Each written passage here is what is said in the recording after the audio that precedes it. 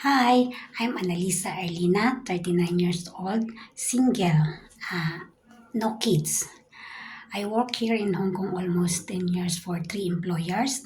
My first employers, I worked there six years, three contract. I taking care 7 and 8 years old boys. And the second one is one contract only. I taking care boy 4.5 boy also kids. And now the previous I taking care 11 years old and 17 years old teens already. And I can say that I can cook a simple Chinese food, but I'm willing to learn more because my previous employer is they like to eat outside. I'm not always cooking, but I can cook.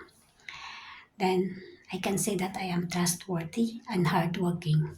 And I want to work alone, no co-workers, and possible I want to experience to work with elderly and pets, if any, but no baby because I'm scared taking care of baby.